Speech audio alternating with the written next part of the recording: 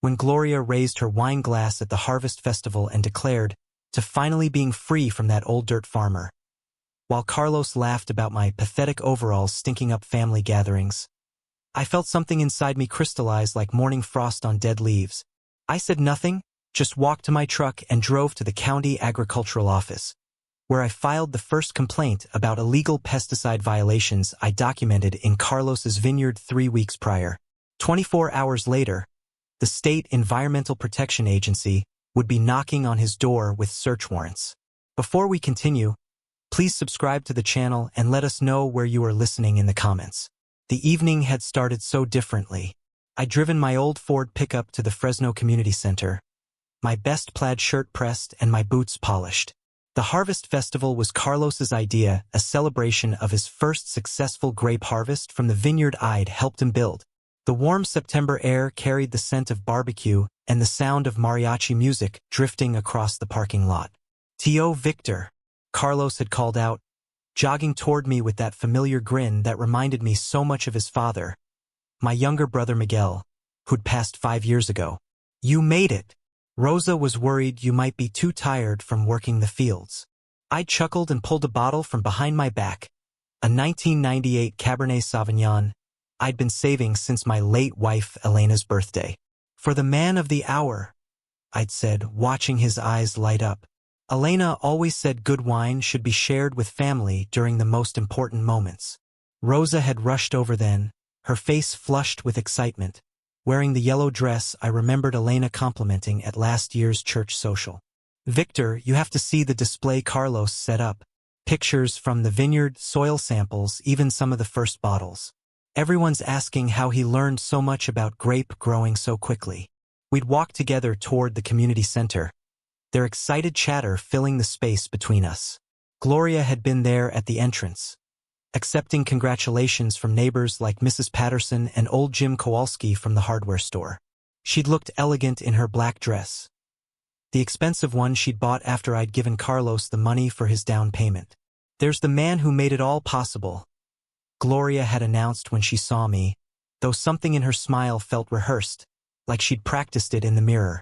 "Victor, come meet some of Carlos's new business partners from Napa." The next hour had been a blur of introductions and small talk. I'd watched Carlos proudly showing off bottles of his first vintage, explaining his fermentation process to impressed listeners. Rosa had pulled out her phone to show pictures of their new house, the one they'd been able to afford because my $150,000 investment had covered not just the vineyard startup costs, but also their mortgage down payment. "We never could have imagined this a year ago," Rosa had whispered to me during a quiet moment. "Living in that tiny apartment above the auto shop, Carlos working double shifts just to pay rent. You changed everything for us, Victor. This success, this new life, it's all because you believed in us." I squeezed her hand gently.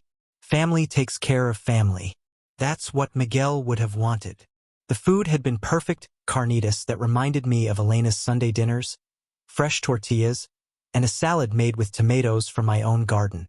Carlos had insisted I sit at the head table, right between him and Gloria, while he gave his speech to the gathered crowd of maybe 60 people. "A year ago, this was just a dream," he'd begun, his voice carrying across the room.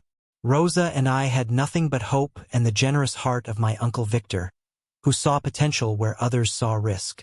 The applause had been warm, genuine. I'd felt that familiar pride swelling in my chest. The same feeling I'd had when Miguel graduated high school, when he'd married Carmen, when Carlos had been born. This was what family meant.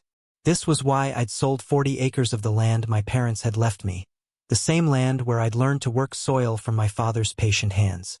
But then Carlos had continued talking, and something in the room had shifted. The moment arrived like a sudden change in wind direction that every farmer learns to recognize. Carlos had been reaching for another bottle of wine when he'd paused, glancing toward Gloria with a look I couldn't quite read. She'd given him an almost imperceptible nod, the kind of silent communication that happens between people who've been planning something in private. "Actually," Carlos had said, his voice taking on a different tone, "there's something else we should celebrate tonight." Gloria had stood then, smoothing down her dress, her posture straightening in a way that reminded me of a cat preparing to pounce. The conversations at nearby tables had gradually died down as people sensed something significant was about to happen. This past year has taught us so much about what really matters. Gloria had begun, her voice carrying clearly across the room. About modern business practices, about presentation, about the kind of image we want to project as we grow this company. I'd felt a strange chill starting in my fingertips, though the room was warm with September heat and crowded bodies. The thing is, Carlos had continued, glancing around the room at faces I recognized from church, from the farmer's market, from 30 years of living in this community. We've realized that to really succeed, to attract the kind of investors and customers we need, we have to think about how we present ourselves. Gloria had picked up her wine glass then, holding it up in what I'd initially thought was another toast. To finally being free from that old dirt farmer, she'd announced, her voice clear and carrying, and his pathetic overalls stinking up family gatherings. The silence that followed had been deafening. I'd felt every pair of eyes in the room turn toward me, waiting for my reaction. Carlos had let out a laugh that sounded forced, nervous, but he'd kept going. No more having to explain why our business partner looks like he just crawled out of a ditch, he'd said, emboldened by his wife's words. No more pretending that farming is anything more than playing in dirt. My hands had gone cold. Not the gradual cooling you feel when weather changes, but the instant, bone-deep cold that comes with shock. I'd looked around the table at faces I'd known for years. Jim Kowalski, who'd sold me farming supplies for 2 decades. Mrs. Patterson, whose late husband had worked alongside me during harvest seasons. Rose's mother, who'd been Elena's friend before Elena passed. None of them met my eyes. The money was nice, Gloria had continued, seemingly oblivious to the horrified silence spreading through the room.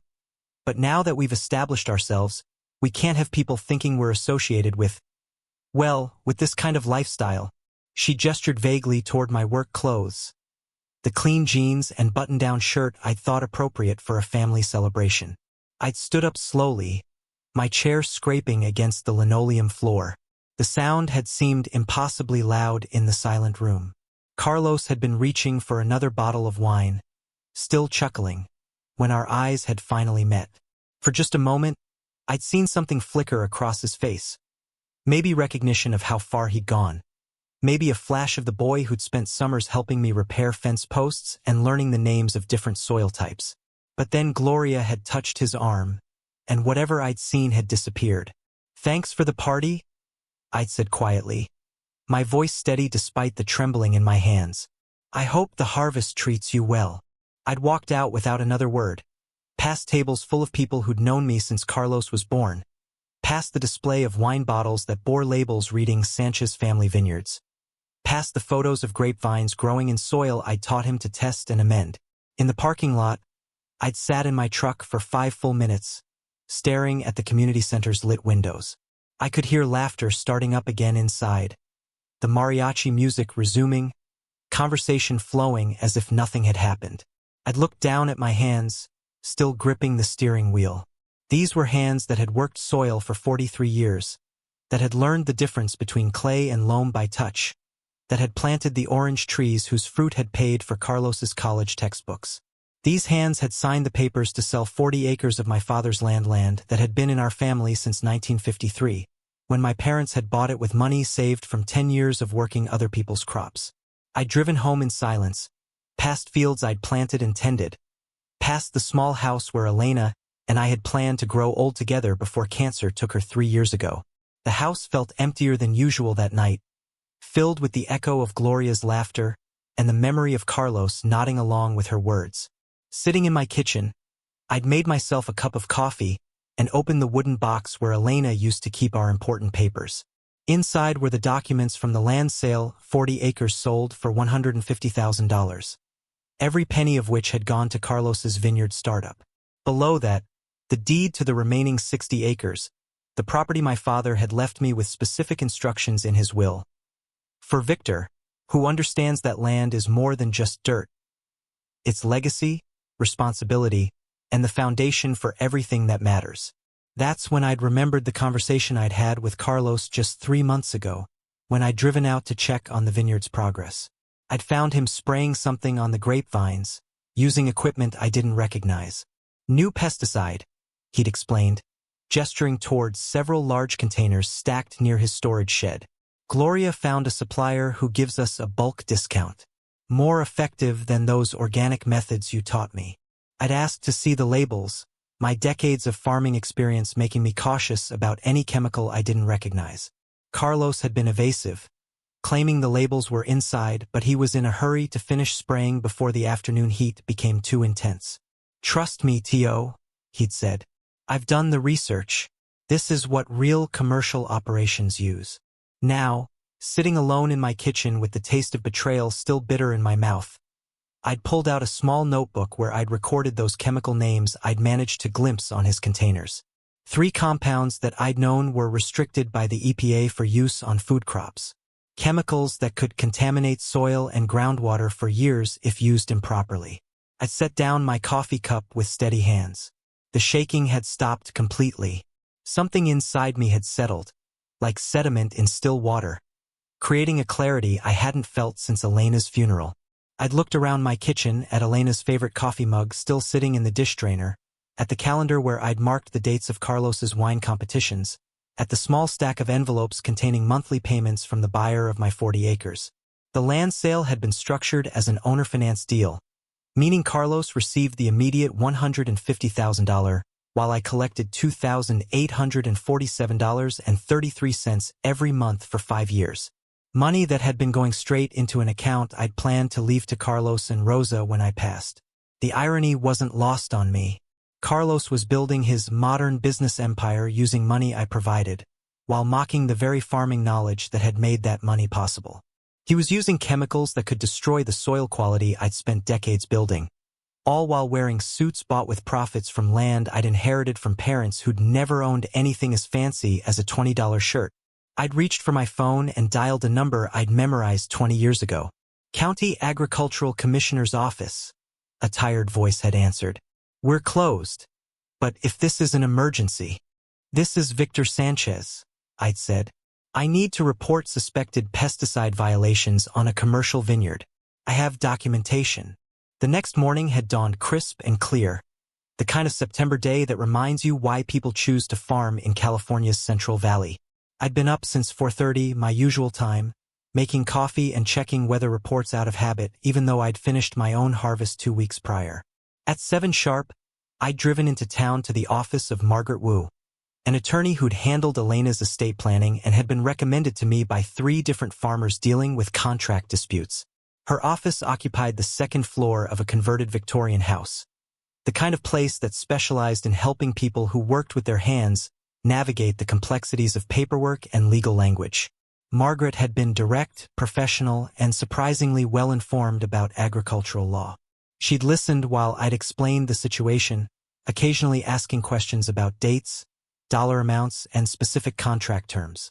"Show me the financing documents," she'd said, spreading the papers across her desk with the precision of someone who'd reviewed hundreds of similar deals. I'd watched her face carefully as she'd read through the owner financing agreement I'd signed with Carlos. The contract was straightforward. Carlos received $150,000 immediately to fund his vineyard startup, while I received monthly payments of $2,847.33 for 60 months, plus 3% annual interest. If Carlos defaulted on payments, I retained the right to reclaim the full debt amount plus penalties. "Have all payments been made on time?" Margaret had asked. "Every month, exactly on schedule," I'd confirmed. She'd nodded, making notes on a legal pad. "And the pesticide violations you mentioned, you have documentation?" I'd pulled out my notebook, along with photographs I'd taken during my visits to Carlos's vineyard. 3 months of careful observation had yielded a substantial record. Pictures of chemical containers, notes about application schedules, and most importantly, soil samples I'd collected from areas adjacent to Carlos's property. "I've been farming for 43 years, I'd explained. "I know what legal agricultural chemicals look like, how they're labeled, and what kind of equipment is required for safe application. What Carlos is using doesn't match any of those standards." Margaret had studied the photographs with the kind of attention that told me she understood the implications. The Environmental Protection Agency takes these violations seriously, especially when they involve groundwater contamination or proximity to residential areas. What kind of timeline are we looking at for your complaint? I filed the initial report last night, I'd said. EPA investigators should be at his vineyard within 72 hours. She'd looked up at me with something that might have been respect. You've been planning this carefully. I'm a farmer, I'd replied. We plan for seasons, not just days. By the time I'd left Margaret's office, I'd understood exactly where I stood legally. The financing agreement gave me significant leverage if Carlos's business encountered difficulties. The pesticide violations, if confirmed by EPA testing, would likely result in substantial fines and possible criminal charges. Carlos's vineyard license could be suspended or revoked, effectively destroying the business I'd helped him build. That afternoon, I'd driven to the office of Tom Harrison, a certified public accountant who'd handled my tax returns for 15 years. Tom specialized in agricultural businesses and had a reputation for understanding the complex financial structures that kept small farms and food production companies operational. I need you to help me understand something, I told him, settling into the chair across from his desk. If a business becomes insolvent due to regulatory violations, what happens to outstanding debts owed to private lenders? Tom had leaned back in his chair, his expression becoming thoughtful. That depends entirely on how the debt is structured and whether the lender protected themselves with appropriate collateral agreements. I'd pulled out copies of my financing paperwork, along with additional documents Margaret had suggested I review. Tom had examined them with the methodical attention that comes from decades of reviewing agricultural contracts. Your nephew signed a personal guarantee, he'd observed after several minutes. That means even if the business fails, he's personally responsible for the full debt amount. Additionally, you have a security interest in the vineyard assets, the land, equipment, and inventory. What does that mean in practical terms? If Carlos defaults on your loan, you can force the sale of vineyard assets to recover your money. Given current property values in this area, the land alone would likely cover your investment plus penalties and legal fees. I'd felt that same crystalline clarity I'd experienced the night before. And if he's facing EPA fines and legal problems? Tom had given me a look that suggested he understood exactly what I was asking. Regulatory violations can be expensive. EPA fines for pesticide misuse typically range from $20,000 to $50,000 per violation, plus remediation costs. If he's facing multiple violations, plus legal fees for defense, plus potential criminal penalties, most small businesses can't survive that kind of financial pressure. How long would it take? For business insolvency? If the EPA moves quickly and the violations are as serious as you suggest, probably 90 to 120 days from the initial citation. I thanked Tom and driven home with a clear understanding of the timeline I was working with. Carlos had maybe 4 months before his financial situation became untenable. For months during which I would continue receiving my monthly payments while watching his world slowly collapse. That evening, I'd sat on my back porch with a beer and Elena's old address book, making a list of phone calls I needed to make. Carlos's business success had been built partly on connections I'd provided, introductions to other farmers, recommendations to suppliers, and referrals to customers who trusted my judgment about quality and reliability.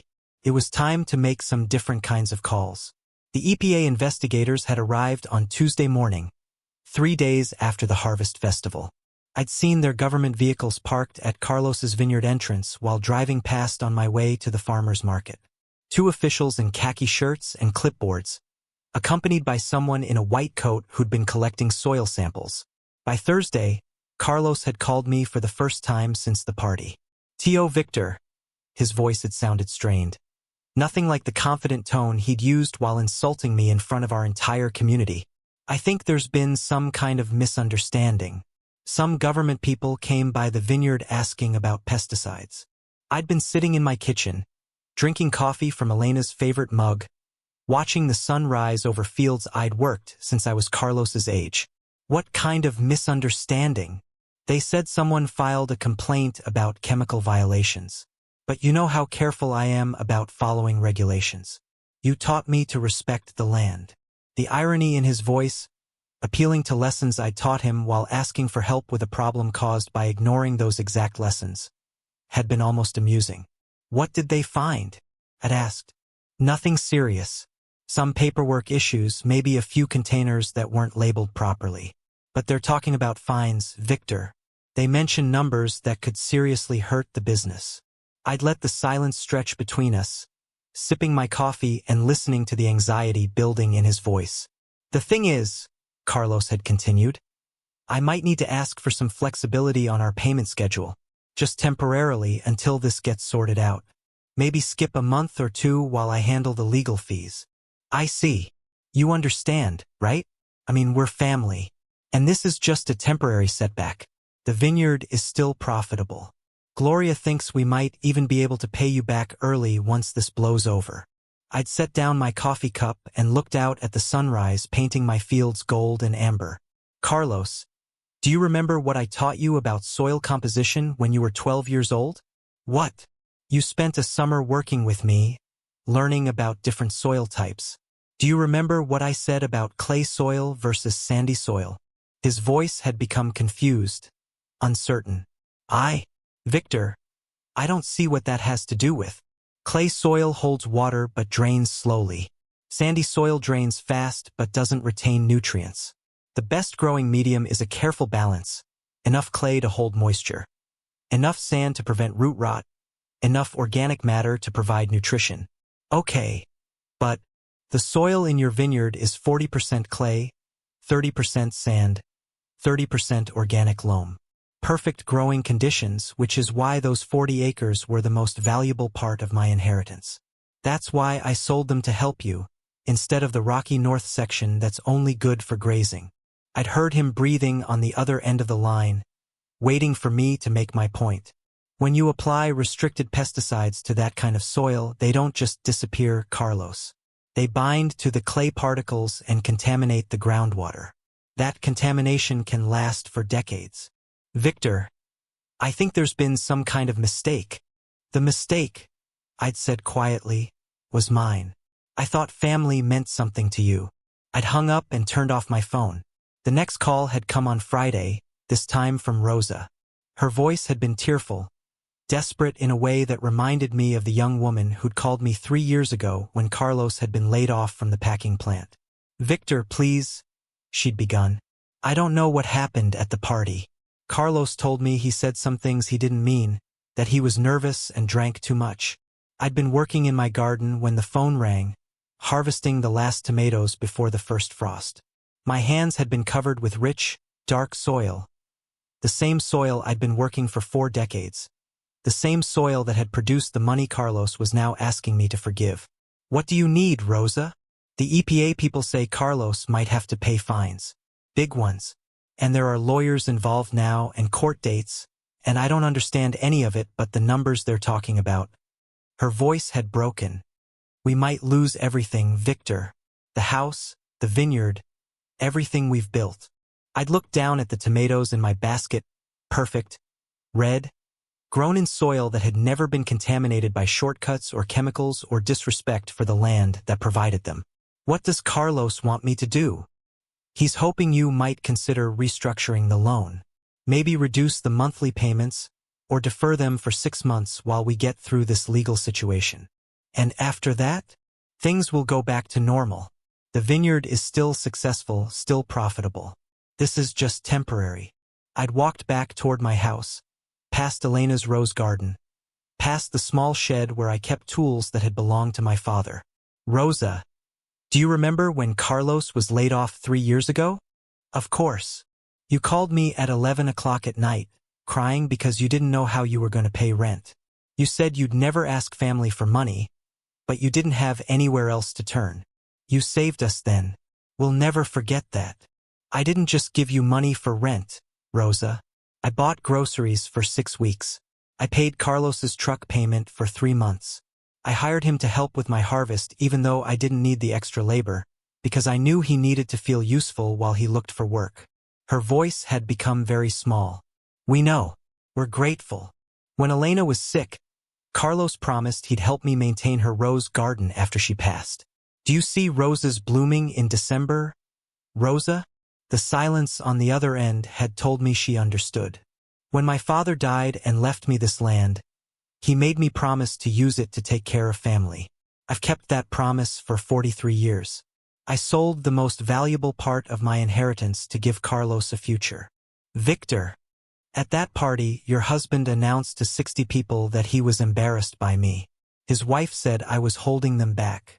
They laughed about my work clothes and called farming playing in dirt. I'd reached my back porch and sat down in the chair where Elena used to read while I worked in the garden. The land they were mocking is the same land that paid for their wine business. The dirt farmer they were embarrassed by is the same person who taught Carlos everything he knows about growing grapes. Rosa had been crying openly now. He didn't mean it. He was showing off for those business people from Napa. Sometimes men say stupid things when they want to impress people. Maybe, but words have consequences, Rosa, just like actions do.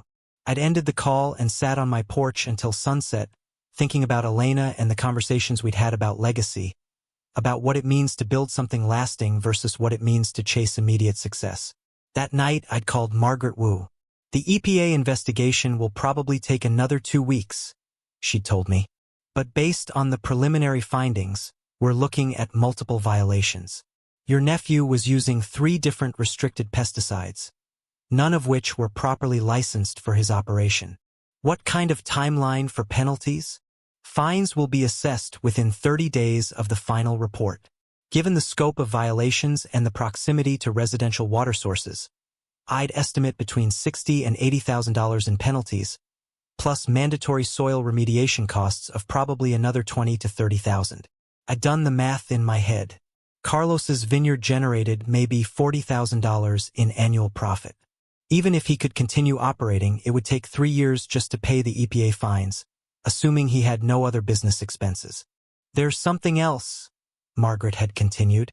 I did some research into Carlos's business structure. The vineyard is organized as a sole proprietorship, which means he's personally liable for all debts and penalties. But more importantly, I found out who his chemical supplier was. Which is relevant how?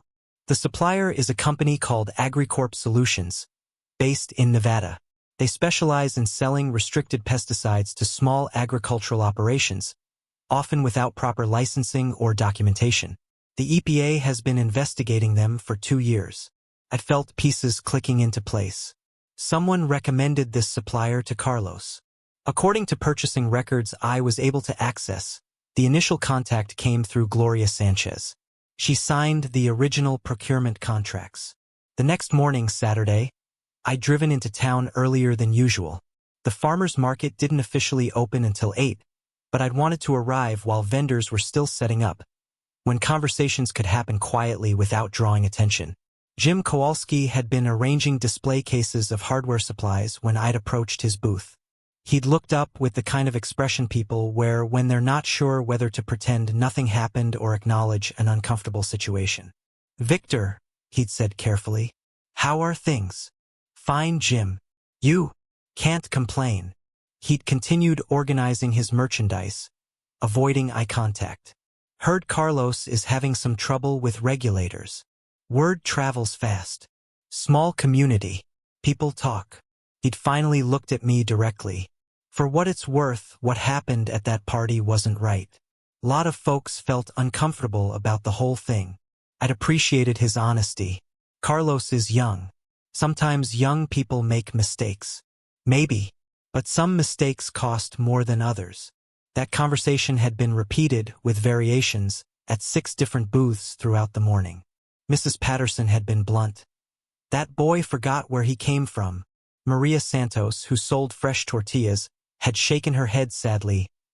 Elena would have been heartbroken, but the most interesting conversation had been with Dave Morrison, whose booth specialized in organic farming supplies.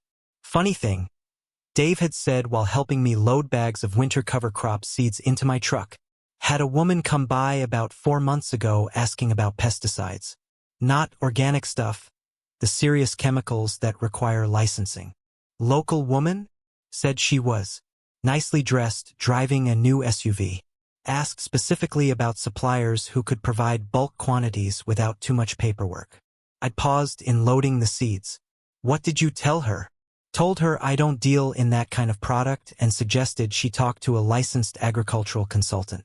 But she seemed to know exactly what she wanted. Had a list of chemical names written down, very specific stuff. You remember what she looked like? Hispanic, maybe 45 years old, expensive clothes. Wedding ring with a big diamond. Seemed like she was in a hurry. By Sunday afternoon, I'd assembled a complete picture of what had happened. Gloria had researched restricted pesticides and found a supplier willing to sell them without proper documentation. Carlos had applied these chemicals following Gloria's instructions, probably without fully understanding the legal implications. The EPA investigation had discovered not just improper pesticide use, but a pattern of deliberate regulatory evasion that suggested intentional wrongdoing rather than mere ignorance. Monday morning, my phone had rung at 6 a.m. Victor, it's Carlos. We need to talk. His voice had sounded different, smaller, frightened in a way I'd never heard from him before. What's happened? The EPA people came back. They want to interview me formally with lawyers present. They're talking about criminal charges, not just fines.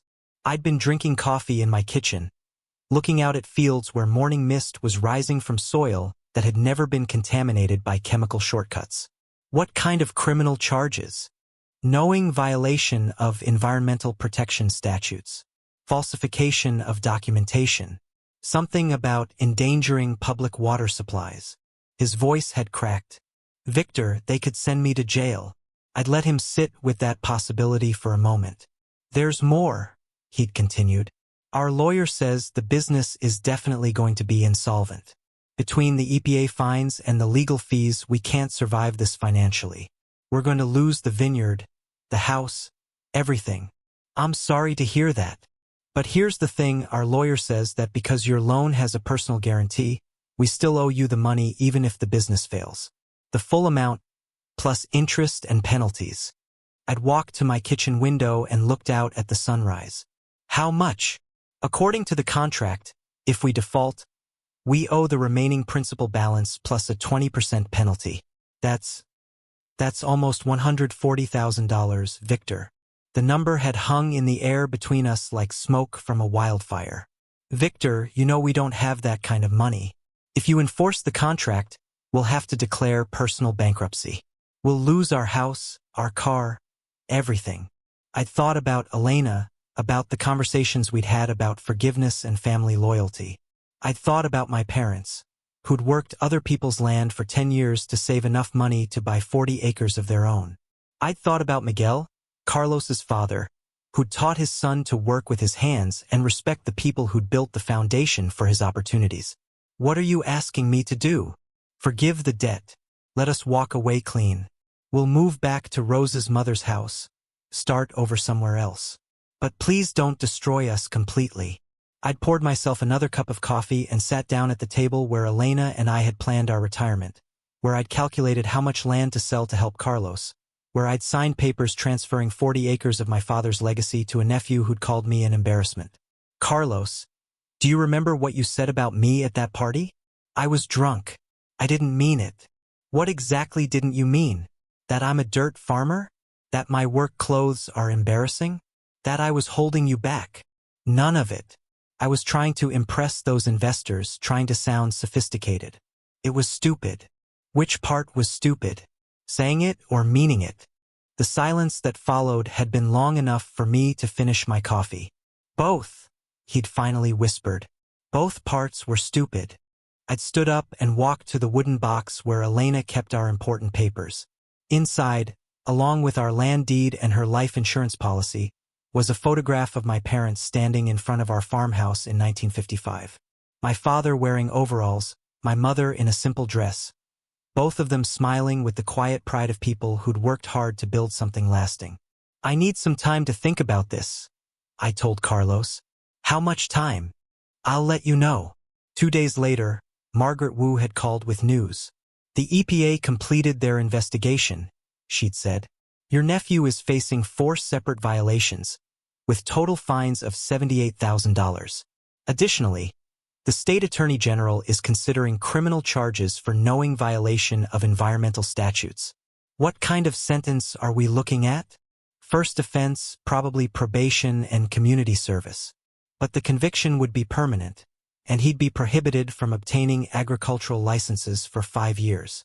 I'd thought about Carlos at 12 years old, learning to test soil composition, eager to understand why different crops needed different growing conditions. I'd thought about him at 18, working beside me during summer harvests, saving money for college. I thought about him calling me 3 years ago when he'd lost his job, his voice full of shame and desperation. There's something else, Margaret had continued. I've been investigating the source of those restricted pesticides. The supplier, Agricorp Solutions, was shut down by federal authorities yesterday. The owner was arrested for operating without proper licenses and selling controlled substances to unqualified buyers. What about the buyers? Anyone who purchased chemicals through Agricorp is being investigated. But here's the interesting part. The transaction records show that Gloria Sanchez was the primary contact for all purchases made by Carlos's vineyard. That evening, I'd driven to Rosa's mother's house, a small frame structure on the outskirts of town where Rosa had grown up. Carlos's truck had been parked in the driveway, looking smaller somehow than I remembered, like everything else in his world was shrinking. Rosa had answered the door, her eyes red from crying. "Victor, thank you for coming." I'd followed her into a living room that smelled like coffee and worry, where Carlos had been sitting at a card table covered with legal documents. He'd looked up when I'd entered, his face showing a combination of hope and fear that reminded me of the boy who'd once helped me repair fence posts. "T.O.," he'd said, starting to stand. "Stay seated," I'd told him, taking a chair across the table. "We need to talk." Gloria hadn't been there. According to Rosa, she'd been staying with her sister in Bakersfield since the EPA investigation had begun, claiming she needed space to think about their future. "Has she been in contact with you?" I'd asked. Carlos had shaken his head. "She says the legal problems are too stressful.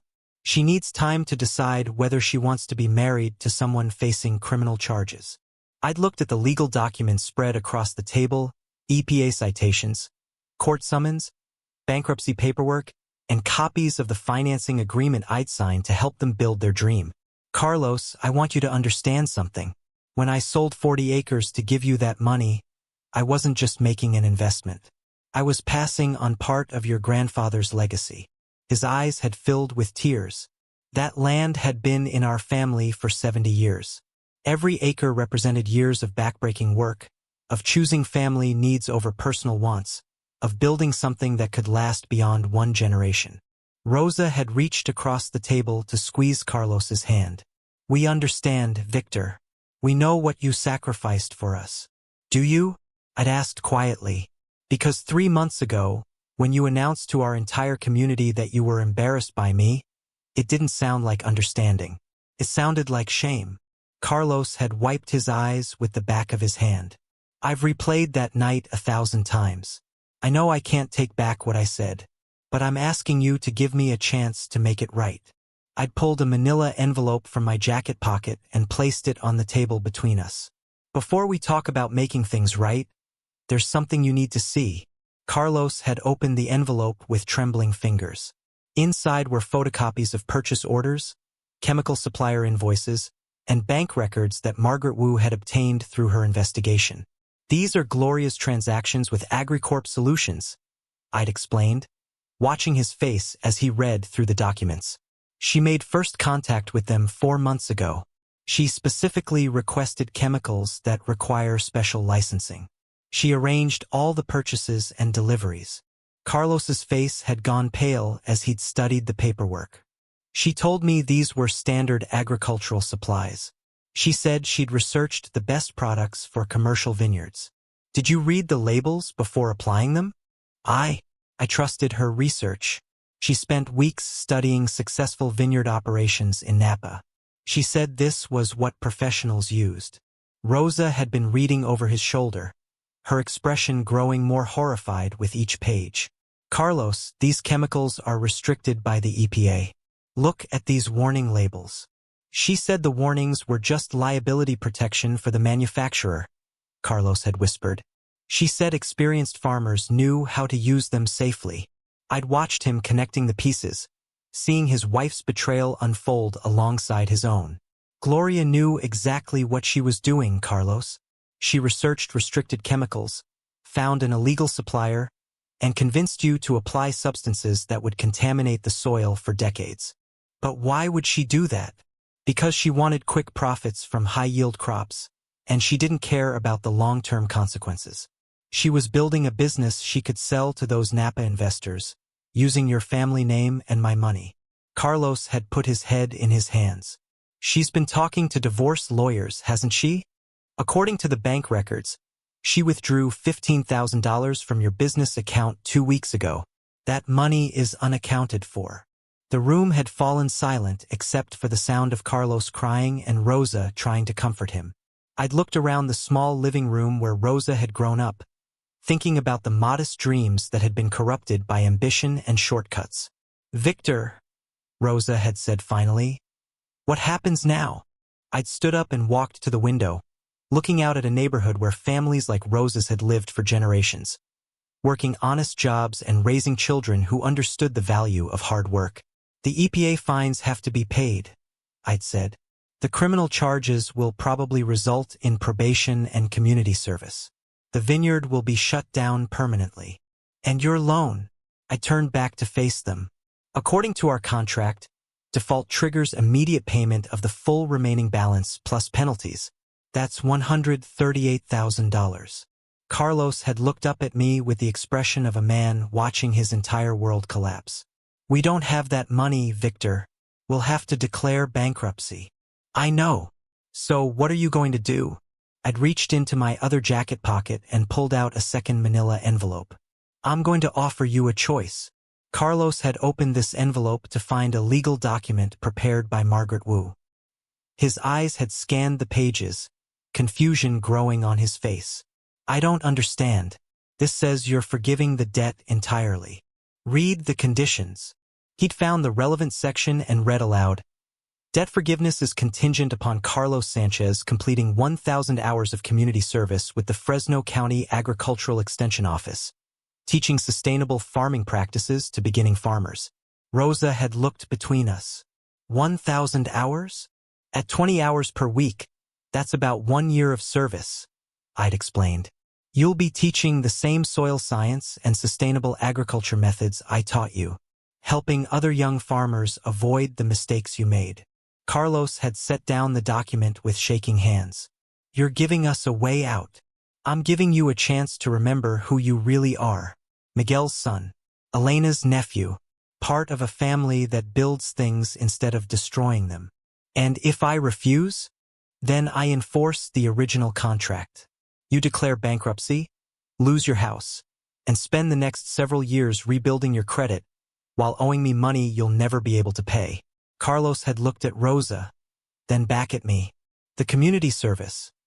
Would that fulfill the legal requirements from the criminal charges too?" "Margaret has already discussed that with the prosecutor. If you complete the agricultural extension program, they'll accept it in lieu of separate community service." That night, I'd driven home through familiar countryside, past fields I'd worked for 4 decades, thinking about justice and mercy and the complicated mathematics of family loyalty. Elena would have approved of giving Carlos a second chance. My father would have insisted that real punishment teaches lessons rather than just inflicting pain. 6 months later, I'd been working in my garden when Carlos had driven up in a truck I didn't recognize, older, more practical than the shiny vehicle he'd owned during his vineyard days. "Victor," he'd called out, approaching with the careful respect of someone who'd learned hard lessons about taking things for granted. "Carlos, how's the community service going?" "Good. Really good, actually." He'd paused at the edge of my garden, not presuming to enter without invitation. "I'm working with a young couple from Guatemala who want to start an organic vegetable operation, teaching them about soil testing, crop rotation, water management." "Sounds familiar." "It is. I'm using everything you taught me when I was their age."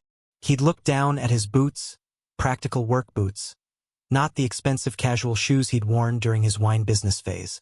"I wanted to thank you for giving me a chance to make things right. How's Rosa?" "She's good. We're renting a small house near her mother. Rosa got a job at the elementary school. We're happier than we've been in a long time." I'd invited him to sit on the back porch, and we talked for an hour about soil composition and plant genetics and the satisfaction that comes from growing things properly. It had been the first real conversation we'd had since he was a teenager. "What happened to Gloria?" I'd asked as he'd prepared to leave. "Divorce was finalized 3 months ago. She moved to Los Angeles. Said she wanted to start over somewhere that appreciated ambition." He'd paused, choosing his words carefully. "I think she was angry that I chose community service over fighting the charges. She wanted me to blame you for our problems." "Do you? Blame me?" Carlos had looked out at my fields, where winter cover crops were preparing the soil for spring planting. "I blame myself for forgetting that the best things in life are built slowly, with patience and respect for what came before." A year later, at the next harvest festival, held again at the community center, though under different organization, I'd watched Carlos giving a presentation about sustainable agriculture to a room full of young farmers. He'd worn clean work clothes and spoken with the quiet authority of someone who'd learned lessons the hard way. Rosa had been there with their first child, a daughter they'd named Elena in honor of my late wife. She'd approached me during the social hour that followed Carlos's presentation. "Victor, I wanted you to see something," she'd said, pulling out her phone to show me pictures of a small vegetable garden behind their rental house. "Carlos is teaching Elena about soil, just like you taught him." In the photo, Carlos had been kneeling in dark, rich earth, holding his infant daughter while pointing at tiny green shoots emerging from carefully tended soil. The expression on his face had been one of pure contentment, the look of a man who'd found his way back to what mattered. 6 months after that, Margaret Wu had called with news about Gloria. "She's been arrested in Los Angeles," Margaret had told me. Apparently she started another agricultural consulting business, selling restricted chemicals to small farms. Federal authorities caught her in an undercover operation. What kind of sentence is she looking at? This time it's federal charges, and it's her second offense.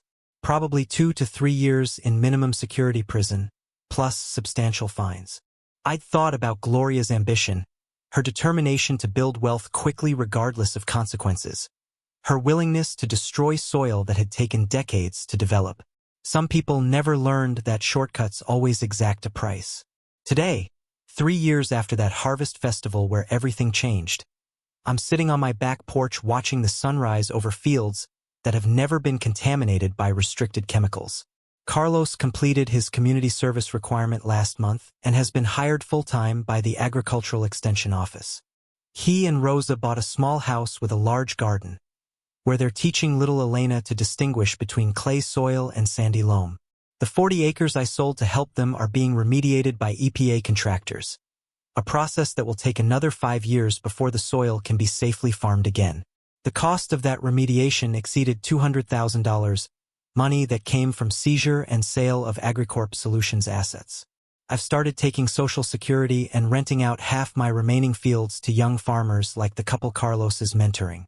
The income is steady, and I enjoy watching new families discover the satisfaction that comes from working soil properly, with patience and respect for what they're building.